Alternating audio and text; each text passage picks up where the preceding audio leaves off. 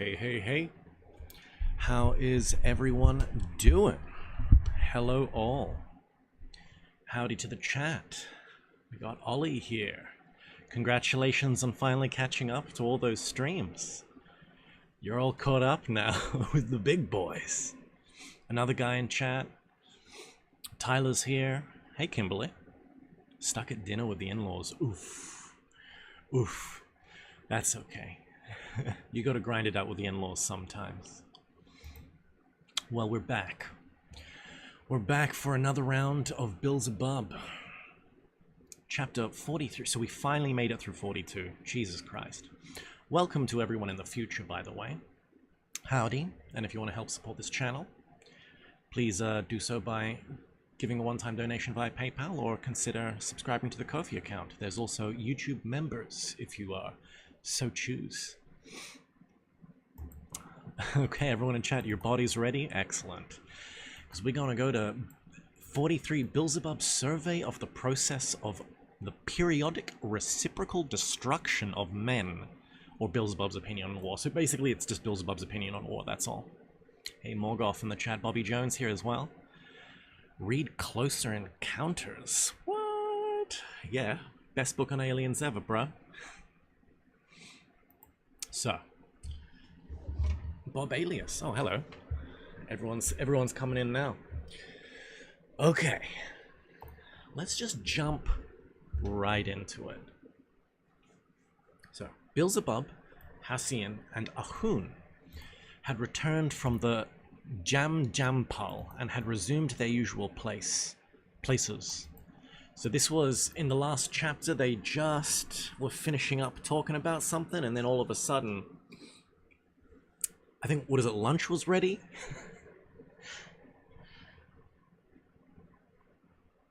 Whoa, sorry, I'm just reading another guy in the chat. Didn't I say I'd do a single stream that would complete the book next week? Nah. This chapter, like, look, well, you can see it up there. We've got, like, over 200 pages left, bro. I ain't getting through 200 pages. Now, if we remember last week, Beelzebub went to lunch with Hassian and his manservant Ahun. And so, now they're back in their little positions. Hassian, again, turning to Beelzebub, said, so now they're getting back into it. Hassian is locking in.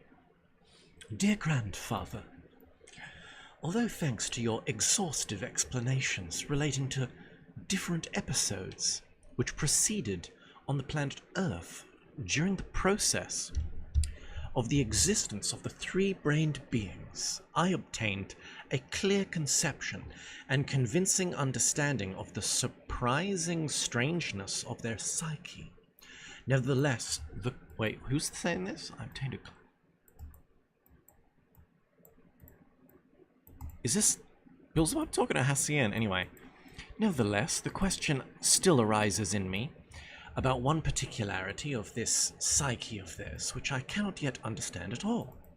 Even taking their strange psyche into account appears to me not logical. My thoughts constantly return... Yeah, that's what I was thinking. This is Hassian. Constantly, which is why I give it that a slight younger, youthful... A slight constantly return to this perplexing question. And we're even concentrated on it during the sacred sacrament in the Jamjarnpal, which is just a mesh hole for eating lunch, but it's a sacred mesh hole.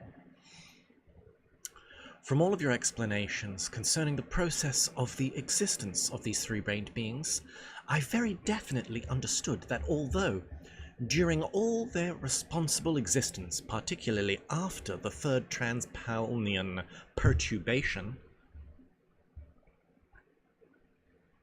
they began to have chiefly purely automatic reasons. Yet even with this automatic reason, they can mentate fairly often and deliberate, so well that they are even able to constate all kinds of more or less exact laws of nature on their planet, according to which they even invent something themselves. At the same time, parallel with this, the mention of that particularity of theirs proper to them alone, namely the need of periodically occupying themselves with the destruction of each other's existence, runs like a crimson thread through all your tales. That's some great prose there, Hassian. Runs like a crimson thread through all your tales. Hassian's got the heart of a poet. And so, my dear grandfather, I cannot at all understand how it happened that in spite of having existed over such a long period, they have not yet become aware, and until now continue to be unaware of the horror of this property of theirs. Don't they really ever see that these processes of theirs are the most terrible of all the horrors which can possibly exist in the whole of the universe? And don't they ever ponder on this matter, so that they might become aware of this horror and find a means of eradicating it? Yeah, Hassian, why can't we find world peace?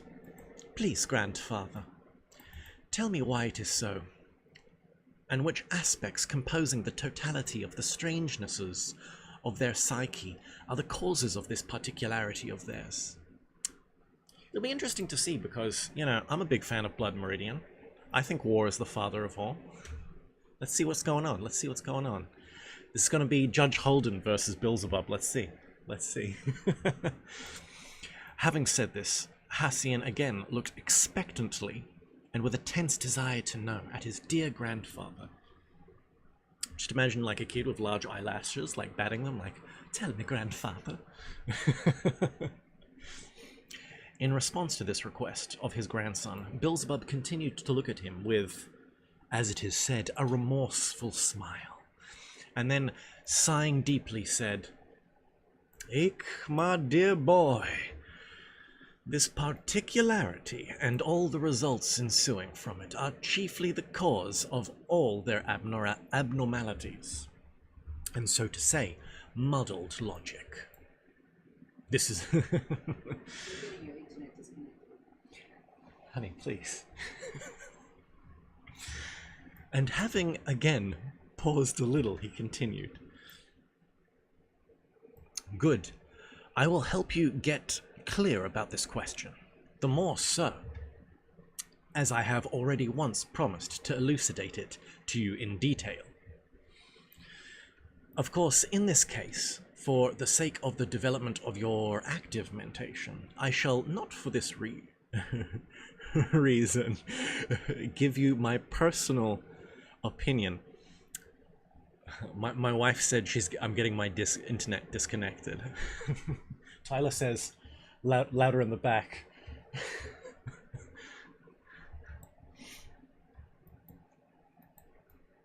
I shall, yes, forgive for my personal opinion, but will tell you about this also in such a way that you should be able to obtain the necessary material for logical confrontation, and in consequence for the crystallization in you of the data for your own individual opinion about this matter. So we should all have our own individual opinions about this matter, i.e. war is cool. Now, by the way, you have asked whether they really never ponder on this predisposition of theirs phenomenally. War isn't cool, guys. War is terrible. I'm joking when I say that, obviously. I'm just hedging my bets for anyone who might see this in the future. Phenomenally terrible and exclusively inherent in them alone. Of course, they ponder. Of course, they see. A number of them do ponder, even very often, and in spite of the automaticity of their reason. So it's interesting because Gurdjieff uses the term ponder here for legal reasons. That was a joke. Yeah, exactly. Pondering is interesting because what do you think? You know, the term contemplation. What comes to mind? What do you mentate when I say contemplate? Usually, you just think thinking.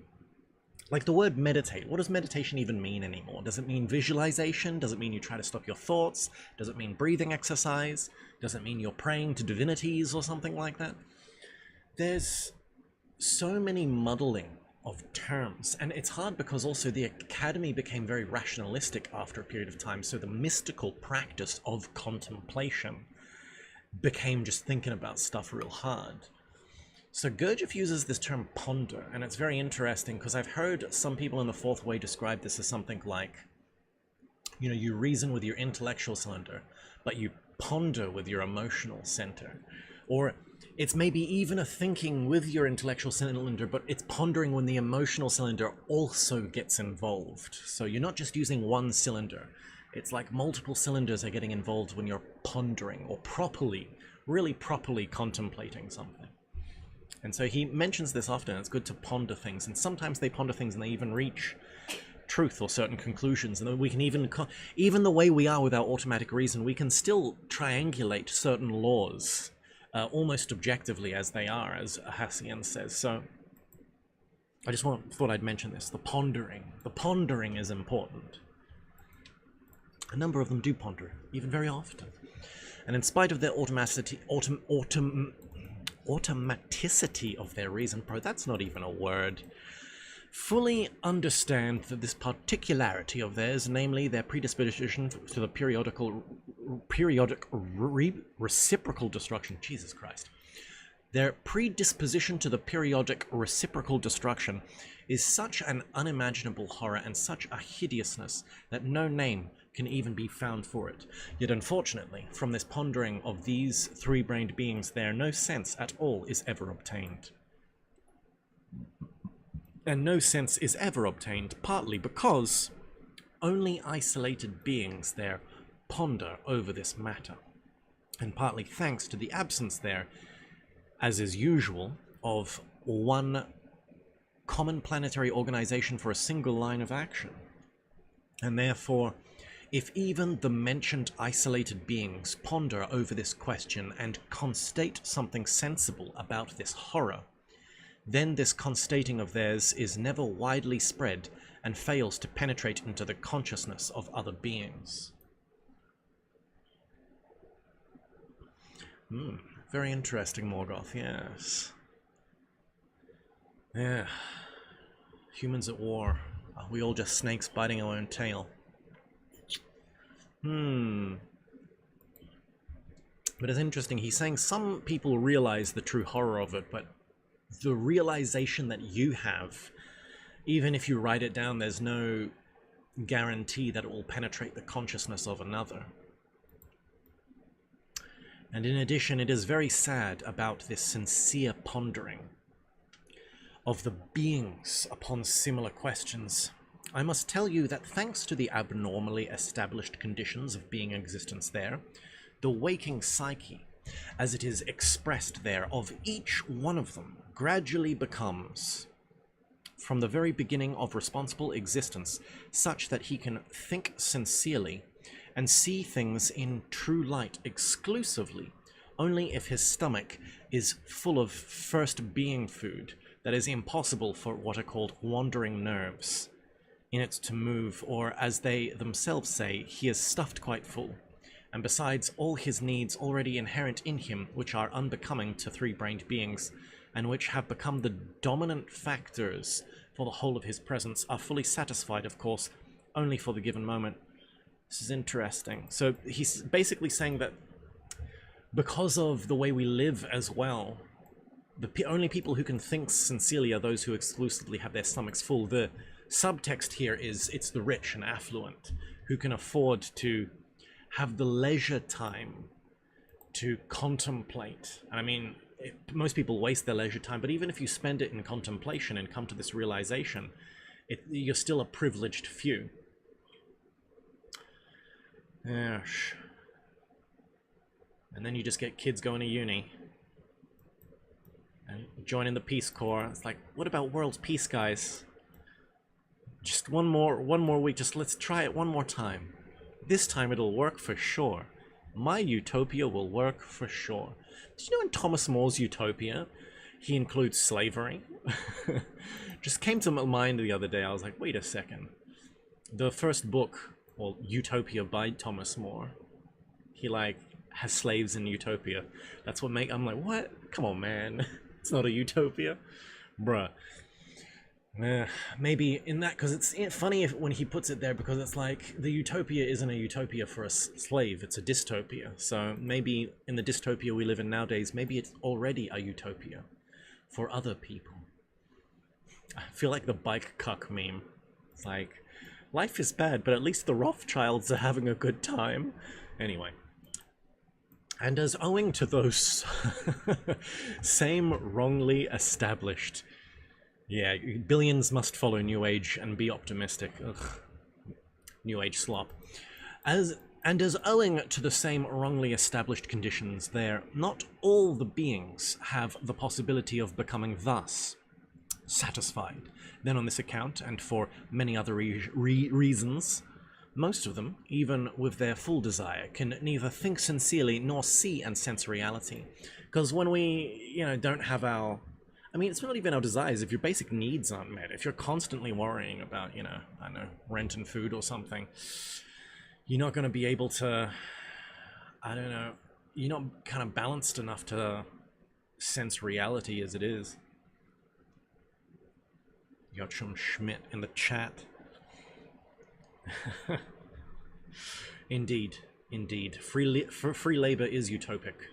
Unless, I mean, now everyone's getting into like android slaves, and I'm like transhumanism, and I'm like, just makes me more and more skeptical. But anyway, sense reality, and therefore, sincere thinking and the sensing of reality have already long ago become a very rare luxury on this planet of yours, and inaccessible to most of them, because even those who do have the luxury of having time to contemplate, I feel like they sense reality even worse than people who at least are on the grind. Ugh. Very rarely do we find people who can actually contemplate reality properly. Only certain beings there who are called important and power-possessing have the possibility of being satisfied to satiety. In truth, it is precisely these terrible beings who it would seem could, owing to their position, do something for the eradication of this evil, or at least diminish it to a certain extent. But just these important and power-possessing beings who have the possibility of filling themselves to satiety, and who could perhaps do something toward this end, in reality do nothing at all, for still quite other reasons. Thank you, Morgoth, for the $10. Why free labor when you provide value, information, and entertainment in return? Why am I doing this for free? I don't do it for free. You pay with your souls. No, just kidding. It's the way it is, man. It's the way it is. Well, there's reasons for the way it is as well, but then that just gets into history. This is why kind of history is important. What does Ollie say? Labor is a joyful part of human existence. Yeah, that too as well. Why force droids to do things? Labor gives experience and thought towards a constructed goal. Exactly, and that's one of the reasons why I kind of are against automating things like cars and planes. Like, yeah, have automation there, but have trained pilots learning and controlling it most of the time so that they have the experience and they constantly train their skill. Because the worst thing you can happen is to have automation going wrong, and then you have a human there who has no idea what they're doing. But if you have a human there who knows what they're doing and has skill, and then in the few times when skill fails, you then have an automatic system, that's way freaking better. Whereas if you become reliant on the machine, it just wears away at that part of you that you're trying to develop, that, we're here to develop anyway. So it's like, why? Why are you letting technology decay that part of you which you want to grow? The little children in the sweatshops must be full of joy. I bet they are, another guy. I bet they are. Hands off my soul. Take this $10. I will. I will, Morgoth. Thank you.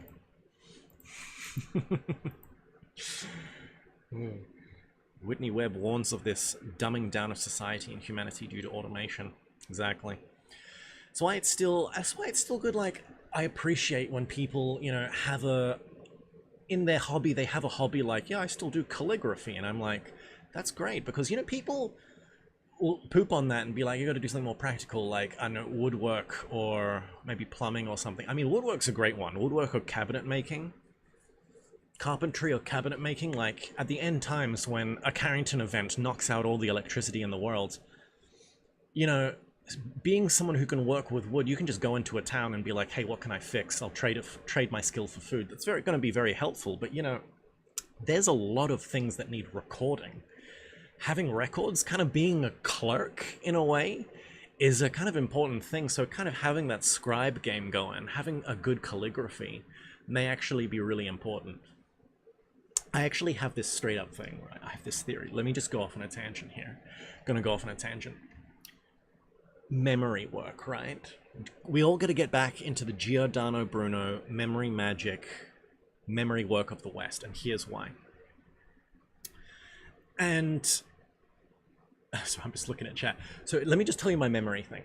So computers get hacked, right? Everything's on computers nowadays, and no matter how hard you make something that is unhackable, there's some guy finds a way around it. But there's one thing you can't hack, and that's potentially someone's memories. They have those things where it's like, oh, we can kind of read your mind, and it's like, that's actually highly dubious. You can kind of tell what someone's going to say or going to do, but you don't really get analytical things out of them.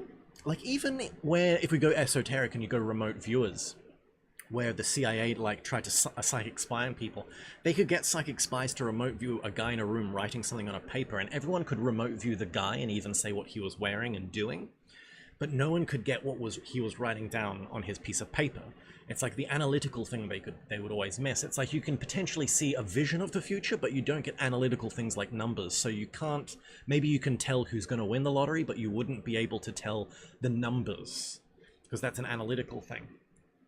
And so the whole thing is memory. If you get good at memorizing those analytical things, what's one thing that's unhackable? And it's like not even a USB can be stolen. But if you just memorize important government documents and then walk them across state lines, that could be a new strategy. And so it's like, in the future, will governments rely on people who are basically, you know, Dune mentats to like memorize a whole bunch of top secret information and just keep it locked in their head, partitioned in their mind? Anyway, that's just a little. That's just my idea of why we should all do memory magic and study Giordano Bruno.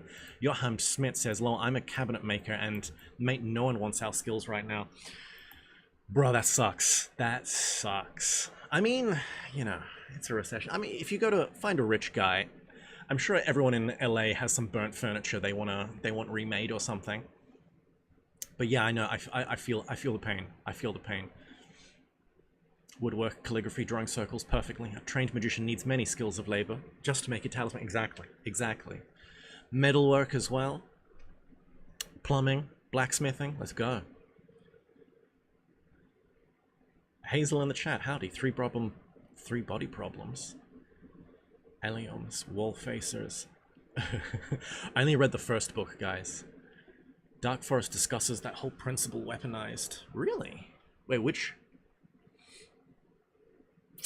Oh, really? Okay. The second book in the Three Body Problems talks about the people remote viewing, but can't see into your mind. Yeah. Okay. Very interesting. Very interesting. And plumbing is a good one. People always need a poop. You got to become your own Johnny Mnemonic. I actually haven't seen that movie. Is that a good movie? Anyway, I got to get back to this book now, guys. Where were we? So yeah, we're talking about the elite being power possessors. Now, the fundamental causes of this flow from always the same maleficent means, fixed in the... I think the problem with like, power-possessing beings in this planet is they always somehow end up being Hasnamusians. So what we need is some righteous people who have crystallized higher being bodies to come down and use magical powers and kill all of the politicians. This is the real reason to practice esotericism. It's not about compassion, it's about gaining psychic powers and learning to blow up people's heads like you're an anime protagonist. This is what's up, guys. This is the revolution. Get on it. Now, the fundamental causes of this flow from always the same maleficent means, fixed in the process of their ordinary being existence, and called by them education. So education, he's gone back to education, which still hasn't been fixed. Ugh. So I'm just reading chat again. Mega Jesus, save us. Bad movie, but cool idea. Okay, that was Johnny Mnemonic. I'll skip the movie then. I'll read a synopsis. Another guy asks, Q&A when? I do Q&As once a year. Or when I'm on vacation, I guess. Maybe I'll start up a quarterly Q&A. Who knows?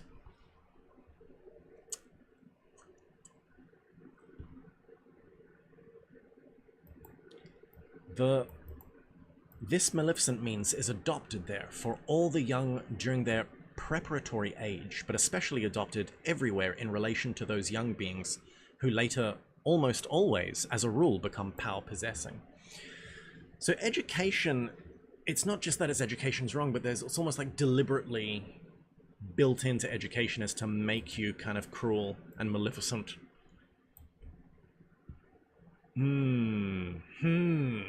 So what's good education, and how can we cultivate that? Oh, nice. Tyler, you've started your journey towards Gnosticism. Very based. Very based. Well then, we need some Gnostic education. That's what we need. Well then, when these same young beings, who almost always become power-possessing, become responsible beings and begin to bear responsible obligations, they of course do not have any data at all for manifesting what is called logical reflection. They can't reflect on their actions, on themselves, on the world. Owing to the fact that they have not used the time destined by great nature exclusively for the purpose of preparing in themselves being data for a worthy and responsible existence, but waste it only for developing in themselves the properties which flow from the totality of the results of this celebrated education of theirs, which, as a rule, dictates to them how better to give oneself up to what is called self-calming. Interesting. Very interesting. Just chill out, dude. Be calm. It's almost like, you know, that book, like Subtle Art of Not Giving a Fuck? That was kind of just repackaging basic bitch stoic philosophy, but in the end, I remember one guy kind of being like, that book has a, if you think about it, has a kind of a sinister, it's not sinister, but this self-calming, like, forget about it, bro. The world is bad, but just don't worry about it, bro. Like, it relieves the pressure, but it doesn't actually solve the problem.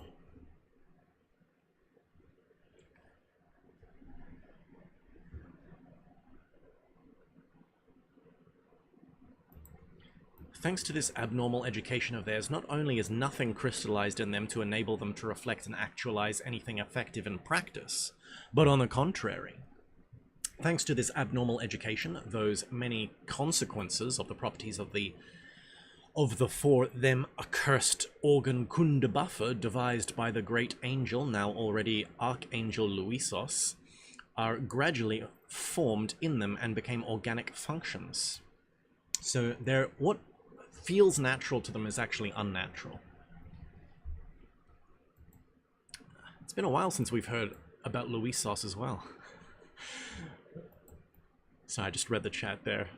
Another guy, Demiurge, I've come to bargain, gets one-shotted, reincarnates. That's pretty funny. And that's basically, you know, you don't bargain with the Demiurge, you just gotta transcend.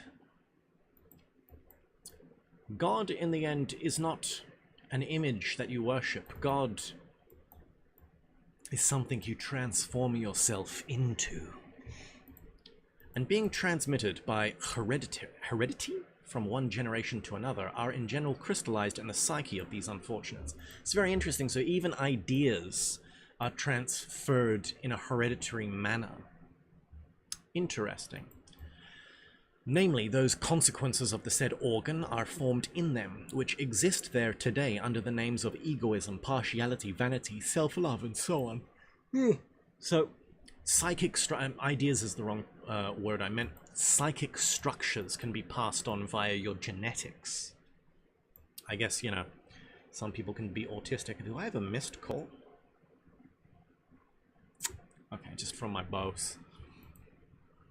For such power-possessing or important beings there, our wise Mullah Nasser Eddin also has a very interesting definition, and namely, he says, the degree of the importance of these people depends only on the number of their corns. So how much corn you got, boy? How much corn you got? People arguing about Catholicism and Gnosticism in the chat, lol. And so, my boy.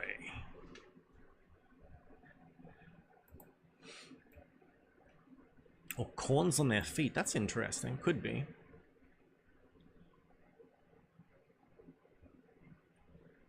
Anyway.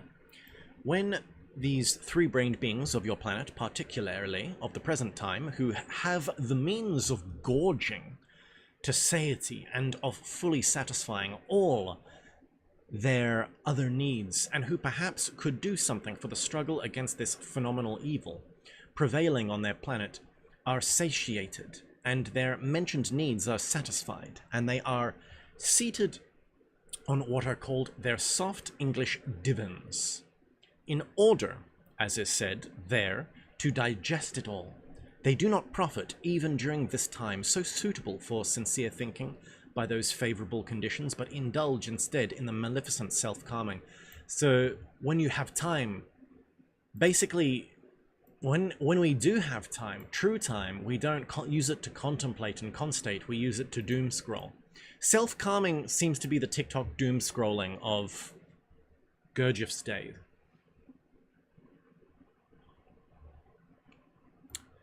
And since it's impossible for all the three-brained beings of the universe, and therefore also for all the beings of your planet to exist without the process of mentation, and since at the same time your favorites wish to have the possibility of indulging very freely in their inner evil god self-calming, they then gradually and very efficiently accustom themselves that a sort of thinking should proceed in them purely automatically, entirely without the participation of any being effort of their own. Interesting. Hold on there. They gradually and very efficiently accustom themselves that a sort of thinking should proceed in them purely automatically, entirely without... Interesting. So they also want easy thinking. One idea links to another. You don't have to exert mental effort to get from one place to another. It's just easy. Yeah. Mental laziness. There's one thing... You know what this reminds me of? Skepticism. Have you ever argued with a friend that's like arbitrarily skeptical about something? And they're just like, no, don't believe it. And you're like, and you even give them evidence, send them this, or like argue logically, and they're just like, nah, and but it's not even nah. They will try and fire back with something, but they've just got nothing. And then they just keep going, and you like rebuttal everything they have. They've got nothing, but they just keep going back to this one. It's like this mental laziness that makes them skeptical. Ugh. That's one thing makes me spit. Morgoth, talking about original Christianity, Eucharist, Jesus, St. Paul, Mother Mary, Nicene Council, St. Aquinas fish hat. St. Aquinas is pretty basic. See, you know what I've been thinking about Christianity recently? Because I was thinking about Hermetic Christianity, right? Because back in the day, a lot of Christians did actually, saints and early church fathers did quite like Hermes Trismegistus, specifically the ones that were around the Egyptian area. So there's this weird early Christian Hermeticism. And then later in the Renaissance, obviously when the Hermetica was retranslated by Marsilio Ficino, there was this kind of rejuvenation of Christian Hermeticism. But along this line, there's also this other Christianity, Platonic Christianity. Mainline Christianity, if it's not Protestantism, is Platonic, fundamentally. And it's like, because Augustus is one of the few early church leaders that actually didn't like Hermes Trismegistus and the Hermetic teachings. And so he Platonizes Christianity, and then later on in the, the Renaissance medieval times, what do we get? We get this revivifying, like Heinrich Agrippa I'm pretty sure in 3 books, he says something like, he makes the claim that the divine Pymander, the Hermetic text, where Hermes Trismegistus is talking to this divine being called Pymander. Heinrich Agrippa claims that Pymander is the Christ, It's just pre-Christian, and so that's this being Pymander, this being of light talking to Hermes, is the Christ. So the Hermetica is kind of like this pseudo-fifth gospel. But there you also have Thomas Aquinas, and what does Aquinas do? Aquinas is like this Aristotelian philosophy gigachad, and he reconciles Christianity with Aristotelianism. So he makes it, you got this Platonic to Aristotle, and then coming into modern times, because of the age of reason, Christianity wanes. But there's this other Christianity which mixes into Rosicrucianism and is basically still an undercurrent, but mixes with the Hermetic current, and it's basically, because you go from Plato to Aristotle, what's after that? The well, I mean, there's other, Theophrastus and all of those guys, but what's after that, usually people jump to Plotinus, i.e. Neoplatonism. And who's the number one Neoplatonic Christian? Meister Eckhart. And Meister Eckhart influenced a lot of people, even, like, they've actually found the people who wrote the original Rosicrucian manifestos. And they were all kind of guys, it was like a bunch of guys in the circle, like kind of a letter circle in Tübingen University, who were surrounded this central figure called Tobias Hess, who himself was kind of like a follower of Meister Eckhart and Paracelsus. So it's interesting because Meister Eckhart, and then there's an alchemy line fuses in this guy. But Meister Eckhart influences a lot of, especially Germanic mystics that come after him. Even Paracelsus himself kind of influences Jakob Boehm and the Quietists, because there's this, what do you call it? There's a movement in Germany that's kind of like, the church says we need to go through them to be intercessors between me and God, but I feel God within myself. But also, the thing that I feel in me that's God, I also feel in nature. I can see in nature God as well, so the thing in me, which is God, I also see in nature. And it's like that belief, you have to be quiet about that. So they were called the Quietists, and that kind of absorbed into the Rosicrucianism as well, with the whole kind of Rosicrucians worshipping kind of Venus. But it's like Neoplatonic Christianity of Meister Eckhart. And Meister Eckhart and people like Jakob Boehm influenced all of German philosophy. Like, philosophy spoke Greek, and then it spoke Latin, and then it spoke German, really. Like, who are the biggest philosophers? I mean, who are the most influential philosophers? What, Nietzsche and Marx? Both Germans. Both wrote in German. And even then, you've got people like Hegel and Schopenhauer. Both Hegel and Schopenhauer also read Jakob Boehm. Hegel loved Jakob Boehm's Aurora, and I think, what is it, yeah, Schopenhauer, everyone looks at Schopenhauer and is like, he's like this crypto-Hindu guy, but it's like, nah, Schopenhauer is a crypto-Gnostic, which he kind of gets through reading Jakob Boehm. Even the concept of the subconscious itself, which comes from Freud, you could argue it's because Freud read Nietzsche, who read Schopenhauer, and Schopenhauer read, his representation of the will. It kind of goes back to Jakob Boehm's idea of the Unground, which then comes from Meister Eckhart, and it's like, it's just, that's where Christianity should have gone. But instead, I mean, they stopped at Aquinas, and there's people going back to Aquinas now, which is good. But then, I don't know, it just kind of kept on degenerating, and Protestantism, instead of becoming esoteric, just became dry and empty. And now you get, like, Anglican churches, they don't even do anything. At least, like, Catholics, like, have exorcisms and cool stuff. Anyway. I'm just ranting now. Blah, blah, blah, blah, blah, blah.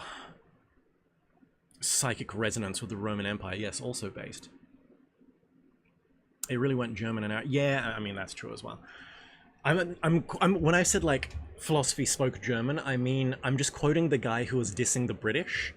There was a guy who was like, philosophy always spoke Greek. It spoke German for a little bit, but it never spoke British. That's why the Anglosphere doesn't have any real philosophers. And it was just like, in the history, I forgot who said that quote, but it's like some guy, he basically is just dissing analytical philosophy. He doesn't like analytical philosophy, and I thought that was funny. But yeah, we can't forget the Arabic philosophy. The good old Ibn Arabi, Al-Kindi. I've got Al-Kindi's on the raise. I read it a little bit a while back, but I got to read it a bunch with all my other magic stuff as well. So many things to read, which is why we got to get through this, guys. We got to apply ourselves and lock in. Anyway, of indulging, blah blah blah, evil god. evil god of self-calming, yes. Automatically. Stop thinking automatically, guys. Just stop it. One must give them their due. In this, they have attained perfection. And at the present time, their thoughts flow in all directions without any intentional exertion of any part whatsoever of their presence. Nick D, this book group is the highlight of my week. Thanks, bro. Thanks. And another guy, read Lord of Mysteries first. Trust. Hey, I've been getting to it, okay? I've been getting to it. I'm like, what is it, 21 chapters in? And it's starting to get somewhere. It's starting to get... I'm getting my friend who recommended me and was like, no. Just read to 30, 40 chapters and then you're in. I'm getting there. I'm seeing it come together. I'm seeing the world come together. Yeah. For instance, when after gorging and satisfying themselves, these important and power-possessing beings of the earth are seated on their said divans, the associative thoughts, which ought inevitably to flow in them, receive shocks from the reflexes of their stomach and sex organs, and wander freely in all directions, as they say there, to their heart's content, and so pleasantly free and easy, as if they, that is, these thoughts of theirs, were strolling off an evening in Paris along the Boulevard de Capucines? Cines? I don't know how to pronounce that.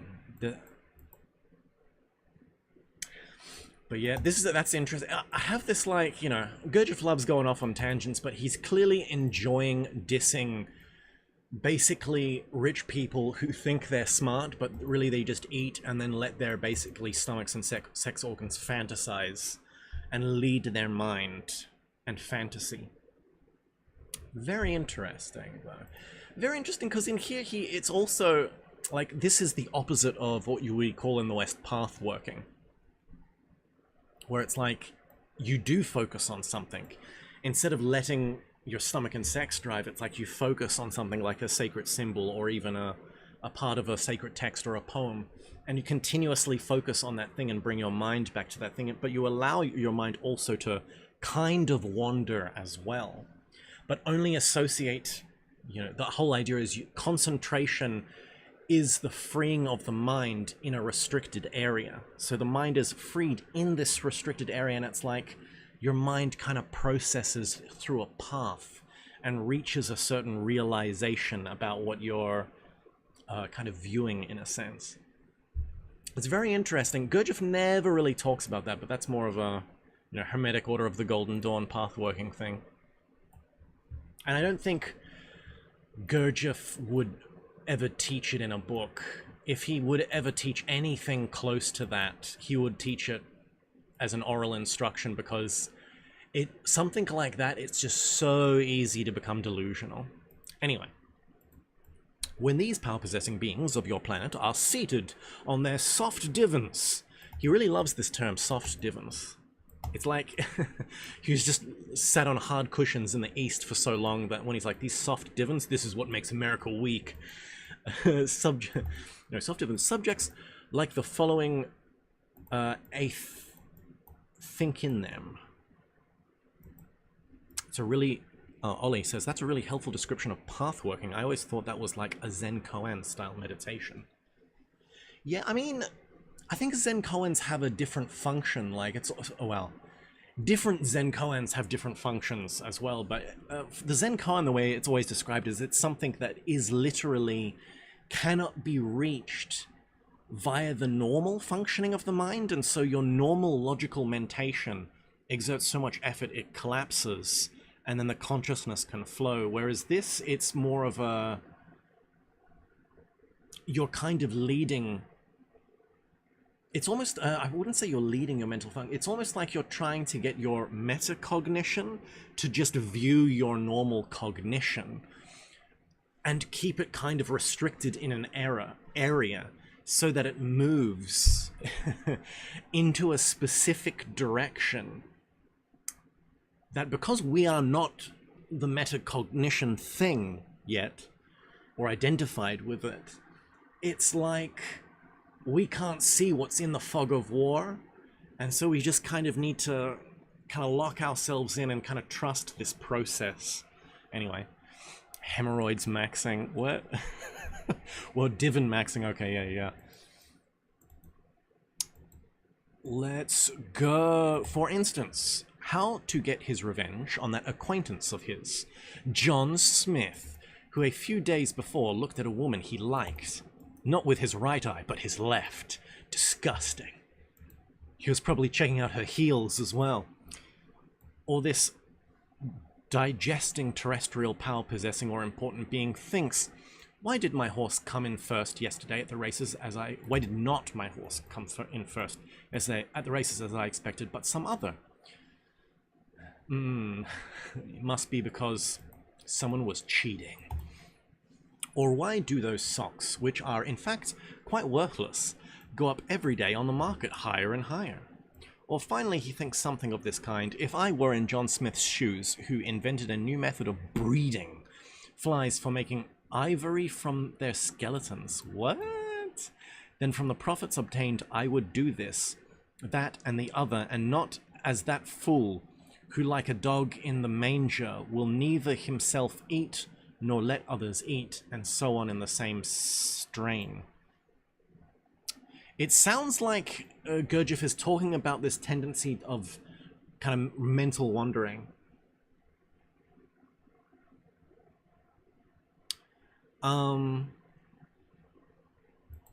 There's an old, maybe you guys have heard this, there's like an old kind of Persian, it's not a saying, it's like a little colloquial story of like a kind of a man who's a merchant and he's going from town to town. And he's, you know, with his donkey on his cart, and I think it's I think this is a Mullah Nasruddin story, where the guy is like sitting, I think it's just a merchant. He's sitting and he's on his donkey, you know, on his cart, his donkey's there, and he's got his produce. And he's kind of just, you know, just going along, and then a pigeon flies, or a dove flies and lands on his kind of hat that he's got on. And he's like, oh, there's a pigeon on my hat, what? There's a dove here. And then he thinks, wait a second. If I let this dove stay on my head, will the dove lay an egg? And it's like, oh, and if it lays an egg, I can have something to eat. And it's like, but wait, what if instead of eating the egg, I sell it in the next town over? I could get a little bit more and then buy something better. Wait a second, if instead of selling the egg, what if I let it hatch and then I'd have a pigeon of my own? And then I could get that pigeon to lay multiple eggs and I could sell those eggs and make a profit. But if I didn't do that, and if I got those eggs and then hatched them into more pigeons and then had those pigeons and then it's bigger and bigger, and then he's thinking about this whole industry, and he's got this whole like pigeon farm, and then he's got multiple pigeon farms, and then he's like the king of a country, and then because he's got all of this money, and then he's the king of the world. And while he's thinking about this, the pigeon shits on his hat and flies off. And like, that's the story. And it's kind of like what Gurdjieff is talking about here, or what he's describing here, is this kind of mentation that humans have, where we just think junk. We just think junk for nothing. T-Rex and Kimberly made it. Howdy guys, howdy guys. Has anyone been getting a lot of videos on Abraxas on their homepage? Abraxas has been popping off recently. Been popping off a lot real recently. He's a very interesting being. Anyway.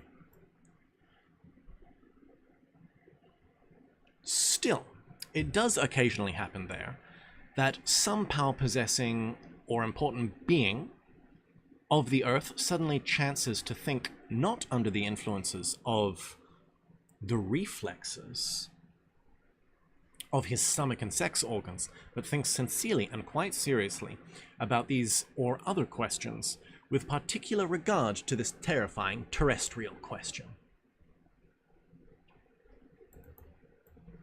But even these sincere reflections of the power possessors occur for the most part also quite automatically from casual external causes of the following kind. Either someone very near to them has had his existence violently terminated during the last such process of theirs, or someone offends them strongly and painfully, or someone stirs their emotions by doing some great favor for them, or giving them something which they did not at all expect, or finally, when they really feel the approach of the end of their own existence. So this is the only time rich people actually think. And that last one there is for real. That is what I think a lot of the New Age slop is made for. A lot of New Age slop is just made for old rich women who have been vain their entire life, and as they get older, their beauty fades, and they also realize they're going to die, and then they type spirituality into Google and get excited and go on a drumming workshop to awaken their shamanic spirit animal, Isis divination channeling crystal being, and then they go and tell their friends like, oh my god, I could discover this guy, his name's Deepak Chopra, he invented these things called chakras, it's amazing, you've got to do yoga. And then 12 cacao ceremonies later, they're still the same person. Crazy. But that is fundamentally, I think, the biggest one there. The biggest one there is definitely when they realize the approach of death. That's when people start thinking about it. That's when they get their thank on. T-Rex says, you're making a fire PVZ edit. What's PVZ? Dragon Ball Z? Penis very zebra? I don't know. Gonna take a break and watch this now. Hey, thanks, man.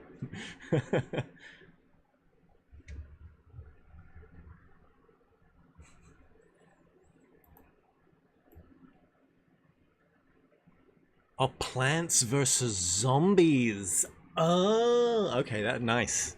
Nice. Send the edit in the Telegram. I want to see it. How do you do edits? Send me some good some tutorials on how to do edits. I want to do some esoteric edits someday.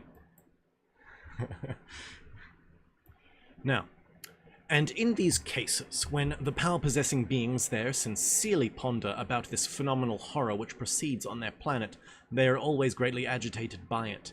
And of course, in this state of theirs, they make a vow to undertake at all costs and to actualize everything necessary to put an end to this increasing evil.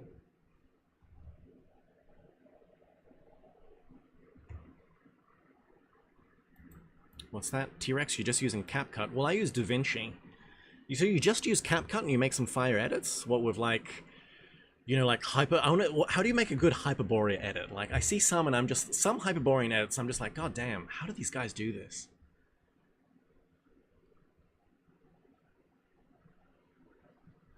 Yeah, I gotta make a Gurdjieff edit. That's what I gotta do. I could make a fire Gurdjieff edit, dude, and going through all like the cosmic rays. There's groundwork, there's some groundwork to make some good edits. Anyway, but here lies the trouble. No sooner do the stomachs of these sincerely agitated beings become empty, or no sooner do they recover a little from these externally arisen impressions which had dejected them, then they not only instantly forget their vow, but even they themselves again begin consciously or unconsciously to do precisely everything which is generally the cause of the outbreak of these processes between communities. So this is when rich people are like, I'm gonna bring world peace, and then everything's on fire, and they're like, we did it. We did it, Patrick. What's Hazel saying? Rip magma shice? What's that? Hey, Cactus in the chat. My boy. As a rule, in consequence of the fact that these power-possessing or important beings there do not use the time foreseen by great nature for preparing themselves to become worthy, responsible beings, owing chiefly to which during their responsible existence, even in their waking state, all kinds of associations in their common presences almost always flow automatically. Therefore, they themselves, without any individual intentions and at times, even half-intentionally, try to do everything in such a way that the next process of reciprocal destruction should occur sooner, and they even hope that the next process should proceed on as a large scale as possible. Wait, what? When did they become accelerationists, as a rule? They do not foresee great nature preparing themselves to become worthy responsible beings. Owing to this, even their waking state, all kinds of associations. Therefore, they themselves, without any individual intentions and at times half intentionally. So we're all accelerationists in one way or another.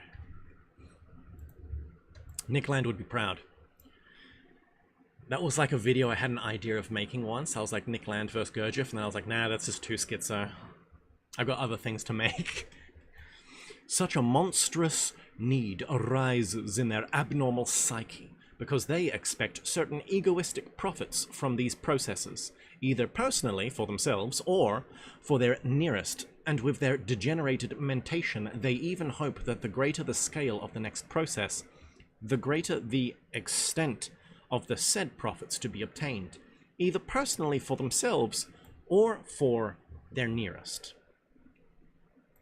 It even sometimes happens there, my boy, that certain of the power-possessing and important beings among your favorites unite and form a special society, with the aim of jointly finding out and actualizing in practice some possible means for the abolition of this arch-criminal property of theirs. Okay, so we do realize sometimes, like, we make a royal society to try and improve things, but just as I was leaving the solar system forever, there was again there on your planet a great deal of talk about the formation of such a society.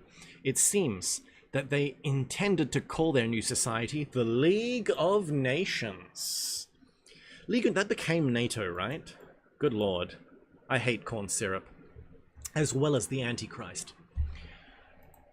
I said again, because they had already many times formed similar societies, which always died in the same strange way. Namely, they always died without any death agony. Interesting. What does that mean? I very well remember where such a society first arose there, in the town of Samonix, in the country Tikliamish. Of course it was the Babylonians. So the League of Nations is just a karmic recurrence of, like, an ancient Babylon-style rulership. Let's see what he says. Let's see what Gurdjieff says in his schizo-psycho-history. Just as at that period, when this country was regarded as the chief center of culture for all the three-brained beings of this peculiar planet of yours, then, for the first time, just such important beings from among the ordinary beings of most of the communities of the continent Asia assembled at the mentioned place, with the aim of jointly drawing up a common agreement that there should never again arise among the different Asiatic communities any cause whatsoever for such processes of reciprocal destruction. Reciprocal destruction bad, guys. We need to eliminate that. Let's start a non-for-profit NGO. Woo! Ah, okay. Another guy says death agony is maybe struggle. So when it said it dies in the same peculiar way without any death agony, that's interesting. So it could be like, yeah, it could be without struggle. It just disintegrates.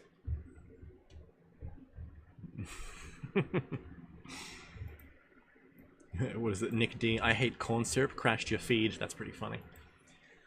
This society of beings then had as their motto the following sentence: God is where man's blood is not shed. Sounds good. Let's see how that goes. And this is like complete opposite of, like, Blood Meridian. War is God. War is the forcing of wills. But owing to their various personal, egoistic, and vainglorious aims, the ordinary terrestrial important power-possessing beings, who had then assembled very soon, quarreled among themselves and went their ways home without accomplishing anything. Several centuries after the existence of Tikliamish, there again arose a similar society of beings there on the same continent, Asia, but this time in the country which was then called, oh hello, Mongol Planzura. So Mongolia, but it's Planzura. Interesting. Rip, Gurdjieff would have hated Emperor Horatio. Oh, Hirohito, yeah, damn. Sorry, Horatio, what?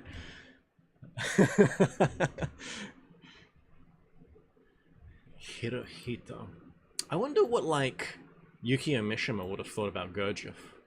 That would have been interesting. This society existed there with the motto, love one another and love God, and God will love you. Love one another and God will love you. So this is Gurdjieff basically making fun of New Age slop.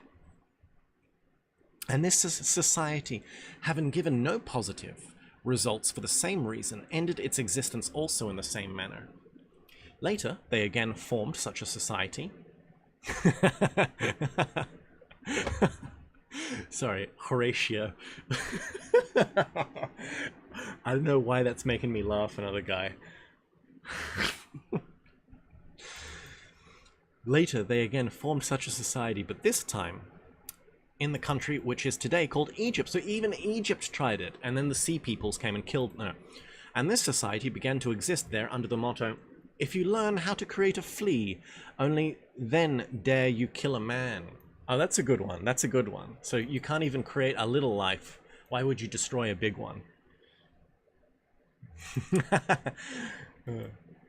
Still later, the same arose in the country Persia, where following sentence was taken as the motto for this society of theirs. All men are divine, but if only one is violently killed by another, then all will be as nothing. On this last occasion, which was quite recent, only about 4 or 5 of their centuries ago, such a society was also formed on the continent Asia, in the city which it seems was called Mosulopolis. And at their arising, this society was called The Earth is Equally Free for All. Is he making fun of the Druze? But when some dispute shortly afterwards arose among the members, they renamed their society, and it later ended its existence under the new name of The Earth Must Be Only for Men. What? Sounds pretty gay, bro.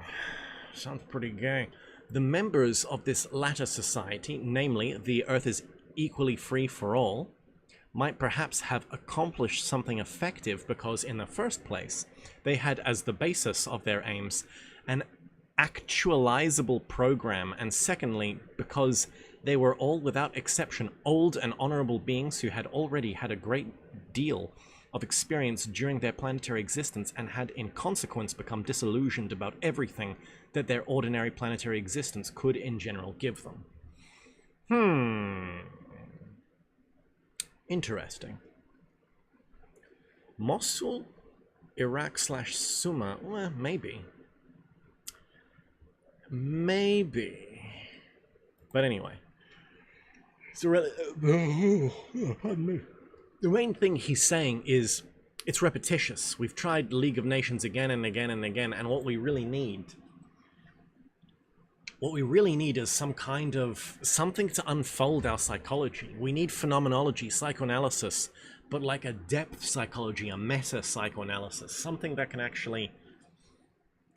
We need to govern ourselves, or else we're just going to be screwed. Did society have beef with other beings, or what? I know, right? Society is the Leviathan of society is the biggest poopy ever. Above all, from this society, we live in a society, another guy, we live in a society. Something effective might have resulted because there was not a single power-possessing being among them, since on account of their same egoistic and vainglorious aims, these beings sooner or later always dispatched all accomplishments of any society whatsoever of a common planetary character of which they happen to be a member, and moreover dispatched them with musical accompaniment to the famous swine of our Mullah Nasruddin, which always gobble up everything without what are called parlor manners. The terrestrial power-possessing and important beings, particularly the contemporary ones, at times do not frustrate such national affairs from which they might expect considerable gain personally for themselves or for the beings of their own caste. Truly, we live in a society. From the tasks of such a society, good results might be obtained for all the beings of their planet without distinction of caste, but then as soon as the affairs of this society begin to be somewhat difficult, or as it is said, a crisis arises, these tasks instantly board the terrestrial power-possessing beings, and even at the mention of them, or when by association they themselves remember about them, expressions of martyrdom immediately appear on their faces. Wow, so it's like the rulers just get bored whenever COVID arises, and they're like, whatever, just lock everyone inside. Is that what he's saying? Bruh. That just makes me even more mad. And the reason why also nothing resulted from the labors of those beings who call their society the Earth is equally free for all, although almost everything was done by them for this aim, that was possible to do there in the conditions which almost always reign on this incomparable planet, I shall tell you a little later, and even rather in detail, because the information concerning the causes of the fall of just this society, which was formed by your favorites in their attempts to eradicate or at least to diminish this arch-criminal property which had been implanted in them. So they realize, we need to realize there's something wrong with us, is once again very characteristic for your elucidation of the strangeness of their psyche in general, and at the same time the information will serve as material for the understanding to a certain extent of the chief objective causes why these terrifying processes of reciprocal destruction proceed among them.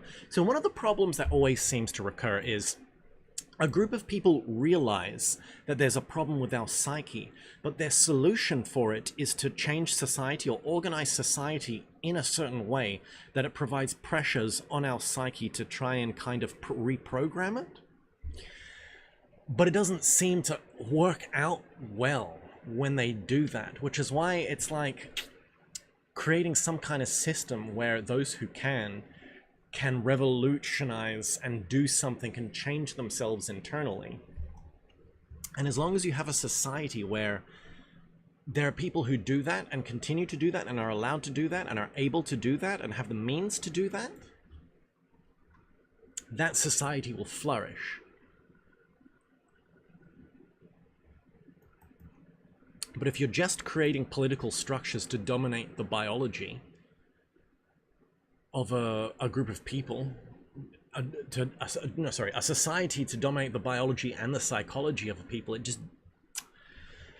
it's just not a good solution, bruh. It's just not a good solution, bruh. Yeah. Everyone needs to become autonomous with their own psychology and spirituality. Politics is death, says Tyler, and I completely agree. It's where, like, you know, Crowley's cringe because he, you know, ruined the word thelema for all the Gnostics, but the term thelema, you know, his religion, comes from Rabelais, the French author, who wrote a book, what is it called? Gargantuan Pantagua or something? But in that, there's the Abbey of Thelema, which is a utopia, funnily enough. But in that utopia, the Abbey of Thelema, everyone within that utopia are governed by one law and one law only. Do what thou wilt. But it's like, they weren't degenerate. They were all like enlightened beings. And so it's like, when you have enlightened beings, you don't need any laws. But when you have a bunch of people who all have like weird messed up psyche, you're gonna need a bunch of laws to regulate them. And so it's kind of like, is society not to blame for the shadow? Says Kimberly K. I mean, what do you mean to blame for the shadow? We all have our shadow. Society itself has a shadow, and that's one problem. That's a problem.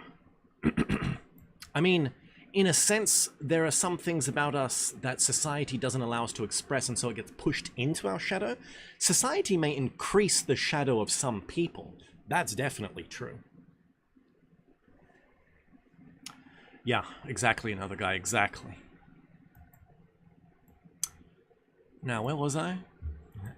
And now, as regards this contemporary society about which I spoke to you, and told you that it was formed by three-brained beings of your planet with the same aim of jointly elucidating and actualizing in practice corresponding measures for the total cessation of their planet of this terrifying process in which contemporary society of theirs will be called, or is already called, the League of Nations, then if you wish to know my sincere opinion, I'm more than sure that this time also nothing effective will come of it for two reasons. Nothing effective will come of the League of Nations. Gurdjieff. Wow, it's like he's a prophet. How did he know what the future would hold? The first reason will become clear to you at the end of this tale of mine. And the second reason is that this property has already entered into the three brain beings of the planet Earth. It is said into their flesh and blood. Exactly. And just as nothing could be accomplished by the beings of their planet of former epochs, who, becoming responsible beings, had even attained in respect of being at least to what is called self-remembering, then all the more nothing effective can be done, devised, or actualized by beings with that reason which the beings of this contemporary society possess, and who in respect of being are only perfected to the degree which our Mullah Nasser Eddin defines by the notion expressed in the following words. Look, he already began to distinguish Mama from Papa. That's a freaking Lord Farquaad meme. Holy shit. Gurdjieff did the Lord Farquaad, like, look. Oh my god. Bro, Gurdjieff was so ahead of his time. Now, I should just mention something here. Self-remembering. What he means there. So, in the system of the fourth way, there are two things. Self-observation and self-remembering. Two completely different things. Self-observation is technically a technique. I've got a video coming out about that. Maybe tomorrow, actually. But then I got to do my other video, which is a little bit more down the line. Ultimate Guide to Self-Remembering, I'll make that. Self-remembering deceptively is not a technique, it's a state of consciousness. So in the fourth way, you've got 4 states of consciousness: sleep, waking, or daily consciousness. And then the third level of consciousness is awakened consciousness, which is called, that level of consciousness is sometimes called self-remembering. And then the fourth level is objective knowledge, objective reason. So this is the other thing. It's like you not only have to get higher being bodies, you not only have to crystallize a causal body, you also have to get objective reason. These are like the two different things you got to do. One crystallize and one illuminate. But self-remembering, interesting. So he's basically saying there was a time when a bunch of beings reached the level of self-remembering, and even though they reached that high level, they still couldn't maintain a League of Nations kind of a society thing, and they still crumbled. So humans nowadays don't even have that level. We basically, it's like a human is a building with 4 stories, and we live in only the first 2 stories. So we rarely is there a person that ever even goes to the 3rd floor, let alone the 4th. And yet society is built by those men who live in the 4th story for a group of people in the 3rd story. Still failed, and now we're all here living in the 2nd story, and it's just like, girl. Nah, girl, look. You think you can run society, but just because you can distinguish your mama from your papa, although there are people who can't even do that nowadays. Good lord, we're going into like the 1st state of consciousness. Even deeper. God damn. So we're like degenerating. We're like in a worse state than we were in the past. And we think our League of Nations is gonna work? Bruh.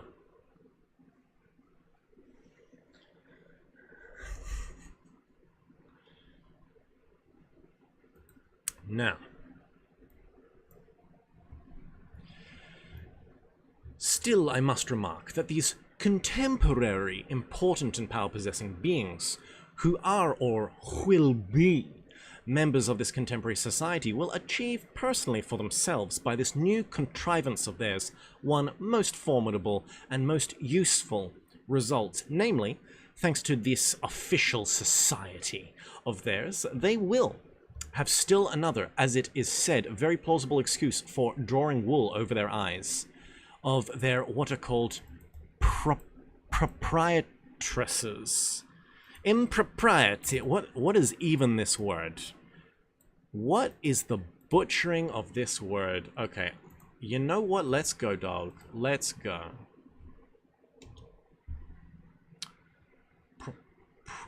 Proprietess? Proprietress? A female proprietor. A proprietor. The owner of a business. Okay. Is that all you're saying here? Drawing the wool over the eyes of their what are called female property owners, who are, for these terrestrial contemporary power-possessing beings, either their wife, mistress, mother-in-law, or finally the assistant in some large store, and so on. So is that what, like, the male beings are just deceiving the female beings? What's going on? Is this like guys who groom their girls to, like, start an OnlyFans or something? Hey, Marshall in the chat. Long time no see, bruh. It's a prime example of how over-intellectualization makes humanity important. Yes. Yeah. Agree, another guy, agree.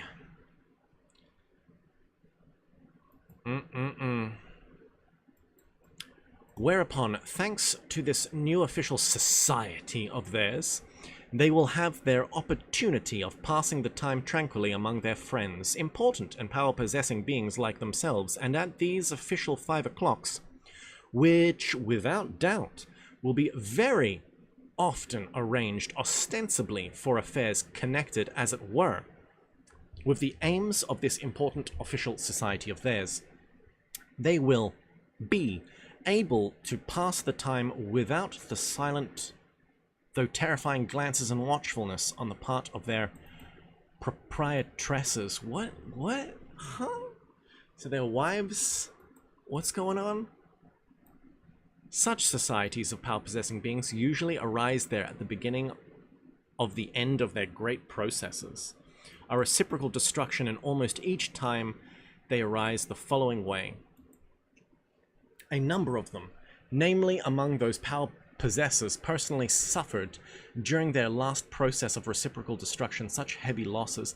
Is he talking about, like, the women having power and the men pulling the wool over the women's eyes so that they can manipulate things? Like, I feel like this is like Chinese, you know, when you go into Chinese history and there's all these, like, corrupt empresses who use, like, the eunuchs to, like, do all this to do all this skullduggery and, like, assassination, weird, like, political stuff in the what is it, in the palaces. But anyway, let's see what he says. Let's see what he says. The momentum of the action of which had not yet ceased in their common presences, and had engendered for the general functioning of their psyche a certain combination that the data in their subconsciousness for the arising of the being impulse named conscience had begun by itself to take part in the functioning of that automatic consciousness of theirs, which had already long ago become habitual to them. That is to say, there was obtained by itself in their general psyche that combination about which the most saintly Ashiata Shaimash had dreamed for all the three-brained beings of that ill-fated planet. Well then, my boy. Yeah, that's what... Are the power-possessing men maxing? Are they just getting with rich women and manipulating them? I'm really not clued up on this. Boy, well, my boy, owing to this, when the said power-possessing beings met together and discuss a great deal about this terrible property of theirs, they gradually begin to see it almost in its true light, and a genuine sincere desire just begins to appear in them to do everything possible to attain to the abolition of this appalling horror proceeding on their planet. And so, if it happens that several such terrestrial power-possessing beings with, so to say, resurrected conscience should chance to meet, and thanks to a long mutual influence, see and feel reality almost in its true light, then they unite in order jointly to find some possibility or other of actualizing these sincere wishes of theirs. Gentlemen, we can no longer fight here. This is the war room. In this manner, all such societies formed there usually begin. These beings might perhaps somehow or other achieve good results, but the evil lies in this, that as a rule, order of these terrestrial important and power-possessing beings very soon enter such societies and begin to take part in them.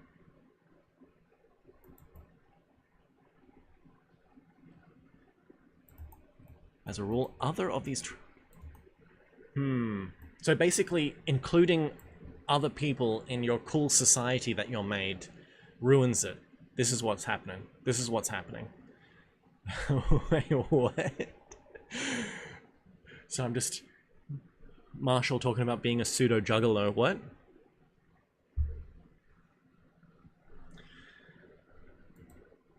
These latter enter and take part in the tasks of such societies, not because their conscience also begins to speak far from it. They join only because, according to all those same abnormally established conditions of ordinary being existence, they being important power-possessing beings, must, as a matter of course, be members and participate in every important society. So you start a society to end all wars, but then people want to join just because it's an exclusive society. I need to be a part of the society. When these other terrestrial important beings and power-possessing beings enter such societies and also begin to participate in their affairs, then they, with their personal egoistic and vainglorious aims, as a rule, not only very soon send all the tasks of the society and everything that has been done by the beings with resurrected consciousness, as is said, flying up the chimney, but as a rule, they also very soon, as it is also said there, put genuine spokes into the wheels of the first founders of these societies. So then the people who join then ruin what the first founders wanted. Yep, sounds like a society. We live in one. And therefore, these societies of beings which are formed there for common planetary welfare always quickly die, and die, as I already told you, even without death agony. So that's what he means. They die from the inside, being infected by clout chasers. Concerning the effective results obtained from all these good beginnings of the important beings, our worthy Mullah Nasruddin has also very wisely, has a very wise saying, namely he says, past centuries have shown us that the Karabachian asses will never sing like nightingales, nor will they refrain from indulging their noble tastes for real Shushunian thistles. Oof. Very oof. Juggalo is ICP. Oh. Oh, sorry. So Marshall, you meant gigolo. That makes more sense.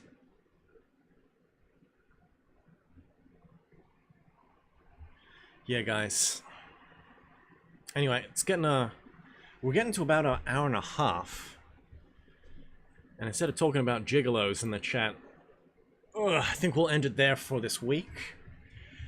Thank y'all for coming. Let me actually, I forgot to set a goal. Let me set the goal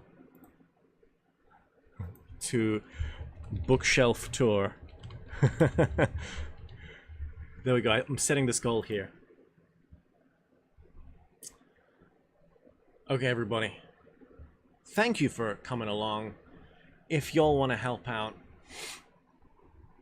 Damn, you just arrived. Yeah, I'm sorry, Marshall. I've been going for about an hour and a bit. But I'll see y'all next week. Oh, damn. Thank you, Tyler. Thank you, Kimberly. Thank y'all.